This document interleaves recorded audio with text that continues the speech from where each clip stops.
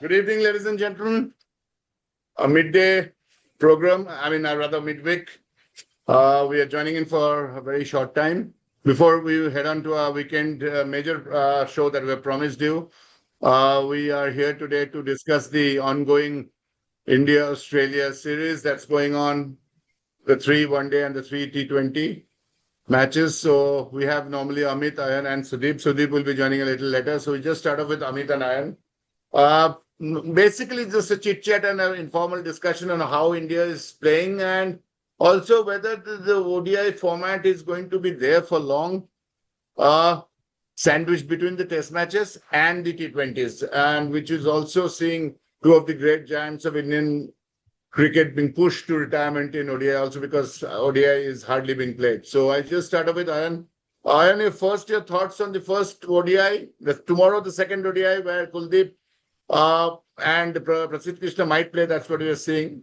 So you might take about 7 to 8 minutes, and you detailed first ODI and what do you think about the second ODI team changes, and lastly ODI as a format, whether it is losing redundancy. Over to you. Anand. Yeah, so I think Rahul, the first ODI was, I mean, I don't really consider it to be of great importance because it was cut short drastically. And I think it was, I mean, anyway, these kind of things, a rain shortened match is extremely disadvantageous for the batting team. Here, India, were in a bit of pressure at the beginning with the understanding that this was a 50 over game, right? And they had a bad start. Rohit actually was playing well. I thought he played some very crisp drives as well. Gill also was, I think, played a wonderful cover drive. I think That I for saw. Rohit, the ball jumped a bit also. I think. Yes, right. But then he was beaten. I mean, the ball jumped a bit. It was a very fresh pitch. Perth, of course, the Waka track is nothing like what it used to be. When Ambrose took his famous 5 wickets for 1 run and all that, it's nothing close to that. But still, the pitch had far more spice than what you can expect in India. The conditions were really overcast, and I think Rohit got a very good ball. He edged to slip, but I think he was playing well. Uh, Kohli and Gill were both out to unforced errors completely. I mean, Kohli just played an audacious shot first up. I mean, that is not a shot that we expect. I mean, he's not. I mean, he would have. I think 9 times out of 10 he would have got the ball between the gully and the point fielders.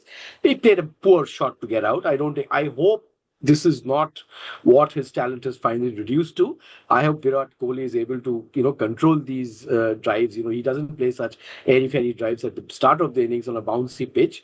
Gill tried to glance, was caught on the leg side. Again, an absolutely unforced error that I can say. I think both those wickets India lost very cheaply.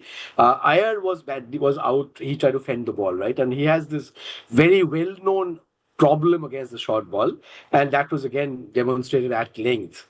But what was really bad, I think, Rahul, was that the play was called off at 11.5 overs, right? India were tottering then, 36 for 3, right? And then suddenly, you are expecting a 50 over match that becomes 26 overs because you've lost 3 wickets and then use one more when the play commences. You get almost no run added by the Duckworth Lewis method, and India were at a tremendous disadvantage. So if you knew a 50 over match suddenly being reduced to 26 overs, that gives enormous disadvantage to the batting team. And here you had Hazelwood and Stark bowling 5, 6, 7 overs, and you are on a 26 over match means you get every single other bowler gets reduced. So it's unbelievably. I mean, see, at one point of time, you remember, I'm sure, the '92 World Cup when South Africa were winning the match, winning the semi-final. They were going at a canter, and then suddenly rain happened. The asking rate suddenly went crazy because in '92 we had that crazy rule that dot balls were subtracted out. Right, so it essentially became 22 runs of 7 balls, and then it became 22 runs of 1 ball, which was a joke. South Africa lost. Here, of course, it's become better than that. In the '92, in the Australia World Cup, remember, right? South Africa lost in the semis against England. Yep. Right. So Arun, I just ask you one thing before we continue with you. Just one thing, which is Do you think, and very fortunate, we have discussed this offline so many times, do you think the pushing of Virat Kohli and Rohit Sharma's retirement in T20 is backfiring now that they have only one format to play and now they are unable to produce? What is your take? Just a take. Rahul, clearly Virat Kohli is not cut out for T20. Let us get that clear. At the best of his form, when he was in his best form, But at his best, he was around 150. He was striking at 150. No, 150 is unlikely. You look at it, I think he has never gone beyond the height on 120s or something. He's a fantastic ODI player. I probably think that he's one of the best ODI players India has ever seen. But T20, even when he was at his coolest, sharpest, Kohli the Great, I don't think he was that effective a T20 player as, say, it's a different thing from Rohit. Rohit is very good. Because Rohit has this fantastic ability to hit fours, and he will start off slow, but then suddenly he will get strike rates. Strike T20. rates. I don't think he has ever crossed 125, 130. At best, probably 135 at his absolute best. But Virat Kohli has been out of T20 form for the last 4 to 5 years. I mean, he's been he's being carried by the team. Come on, I mean, you think of his test cricket average. He was carried in test team. He was carried absolutely. In T20, was he carried? I don't think he has that. I think the T20 is Virat's least favorite format. No, he's 140. His strike rate has nearing 140. That's not bad. And now overall T20 strike rate is 140. I find because I think IPL is quite low. I'm a bit surprised. No, I'm talking of international, T20 international. IPL is separate. Yeah. 140, 125 matches and average is phenomenal, 50. Nearing 50. Phenomenal average. Yeah, but you really remember too many matches where he has played a great role in the last 4-5 years. I think ODIs is probably the greatest player, I think. The greatest player ever. I don't because mentality-wise, format. Okay. And so thank you so much. Coming back to what you were saying. Yeah, coming back to the match. 11.5 overs. Match, 11.5 overs. You are at 37 for 3, 36 for 3, and then suddenly you have rain. The match becomes half of what it was supposed to be, right? That is absolutely unfair to the batting team, right? So if India knew, for example, if the rain thing had happened before and it was a 25-over match or 26-over match declared from the onset, you would have seen a different Rohit coming out. You would have seen a different Gill. Everything would have changed. In fact, I think Rohit was caught at second slip. There would not have been a second slip probably, right? So the entire change, I mean, the sudden drastic change in the way the game evolved, I think was grossly unfair to India. Australia knew the target. There was no more rain interruption. And they just, 130 runs in 26 or 25. So you were saying a classic Duckworth-Lewis loss for India. It's a classic loss. I mean, I don't see too much in this. I'm happy to see. Yeah, when DL started, everyone was disastrous. It was disastrous. People who were chasing winning by a canter. It was really bad. It was really bad. The second team had a massive advantage. Massive advantage. So that has been reduced. But the fact that you lose 3 wickets at the onset and then suddenly the match reduces to half when the best bowlers of the other team have bowled 6-7 overs, that is not fair at all, right? So I don't see too much into the match. I do have a concern for the way Kohli got out because that is a very loose shot. I am concerned with Gill again poking down the leg side and losing his wicket. I think Shreyas showed his perennial problem with the short ball. Why I'm asking you the Rohit Roko thing, classic T, and will till the such time either they're retiring or they're shunted out is because North Lobby is today morning they said that Gill is trying to push SSC Jaiswal so that Rohit is forced out of the team once and forever. So that North Lobby is already started. I think in in Indian conditions, I think Rohit Sharma is a massive force still.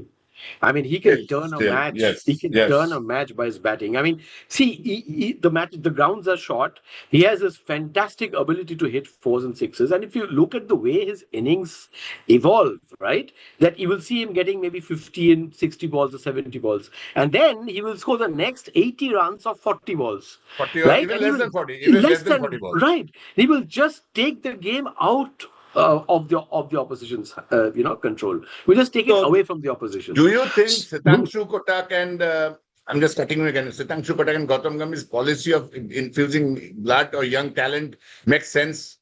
Because 2.5 years down the line, they're saying Rohit will be 40, Virat will be 39, they Right. cannot play the game. I think the Adelaide match is important because Adelaide is one of Very the important. best batting pitches of Batting Australia. pitches in Australia. And if rain again does not intervene, hopefully India can have a field day because what I liked was that, Nitish Reddy, etc., hit some big sixes. I think Rahul was again very good. The fact that we are having this all-rounder, the one big problem that India has been having is a very long tail. This time we are seeing that, even Sundar plays, he scored only 10 or 11. But he did show promise because, when he came in, the game had been curtailed. So they were doing very badly, right? And unless Nitish Reddy had not come up with that cameo at the end, India would have had a terrible total. The fact that he could hit those big sixes at the end. So you finally, Ayan, see the value of Nitish Reddy and Harshit Rana. We have been very critical of them. We have been very critical of them in our shows. But Harshit Rana is a different thing. But Nitish Reddy, I don't remember I really haven't had too many issues with Nitish Reddy. I think he looks to be a confident batter. Of course, he appears to be the favorite of the coach, but I don't think he's done too much harm to his talent. After Melbourne, Nitish Reddy didn't do much.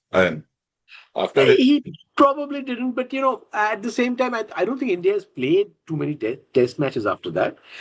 So I mean, England, of course, the England tour was there, and I don't remember. Did he get too many chances in England? I don't think he had too many chances in England at all, right? He almost didn't. He did not, and that also led to a lot of surprise because his selection was a surprise. Right. So whatever, I mean, we haven't seen him too much, but I can tell you, Rahul, that whatever I've seen with Nitish Reddy, I think he's a confident batter. And here, at least, he was the guy who was responsible for India getting to 130. Because I think he scored a 20 of 16 balls or something like that. And I think that's a good thing. I mean, he's hit those big sixes at the end. And without him, India would have lost in 15, 16 overs probably. I think it was a drop pitch. Was it a drop pitch? No. Was it a drop-in pitch? I don't think it was. I think was it Amit? Was it a dropping pitch? Amit might know. Yeah. Was it? Yeah, it was a dropping pitch. So why I ask this is because of dropping pitch, India always have played. I mean, not well. Poorly. So in Adelaide with a batting strip, as you rightly said, I think it looks good to. So maybe there have been good indicators. I think Rohit's form is promising. Gill also looked confident, but he played a better and very bad shot to get out. I think Kohli, again, you do not play such airy-fairy shots at the beginning. So whether Virat Kohli is over, I think Adelaide will give us some inkling about it. That is a very important match. But by retiring from T20 and Test match, don't you think he's pushed himself? He's made a case for himself to retire and he's given his critics a chance. When it's two formats you don't play, it will be easy to push him out in a format which you don't play. I completely agree, but I think he should have been pushed out in tests even. I don't think he deserved a place in the test team, if you ask me. T20. I also think he should not have been there. He should not have been there. T20, I mean, the strike rate is a bit straight. I mean, I am a bit surprised with that. But I think we do have.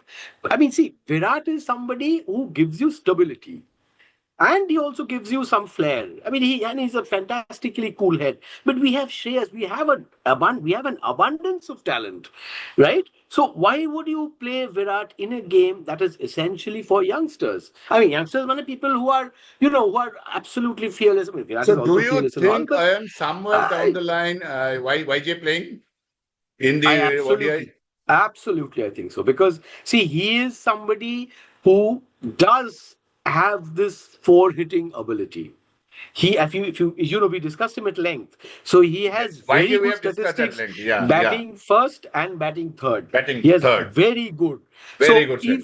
Right? So then, he has this precocious talent of coming in and really just blasting away at the bowlers. Right? So that, I think, but then there is a problem, Rahul. I think he's casual on the field.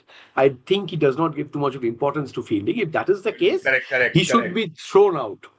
Correct. These days, you can lose a match by one run regularly. Regularly, correct. Regularly. I was reading an article, Ayan, which says that BCCI is preparing him, rather grooming him for a test match. The test match is like Rishabh Pant. Your take on that? I think that is not a fair thing. I strongly believe that if the 50 over format is continued, I think YJ is a see. And if you start with say Gill and YJ, it's a right hand left hand combination. That is a Correct. good thing, you know. And both are very good stroke makers. And YJ has shown that he has the ability to play long innings. So I really see if you really ask me that way, I think fielding is of tremendous importance more in the T20 format. Because in T20, a victory margin of 15 runs is massive. You very often have margins of 1 run, 3 runs, 4 runs. And Jaiswal does appear to be somebody who feels that his value to the team comes from batting. So in ODIs, I think that and see, if there is an innate attitude in him, it might be difficult to change. I'm not saying that he should be So, allowed to get Ayan, away. you have been watching cricket almost of the same time as I do, almost 40 plus years. Even in fact, you were watching a little ahead of me.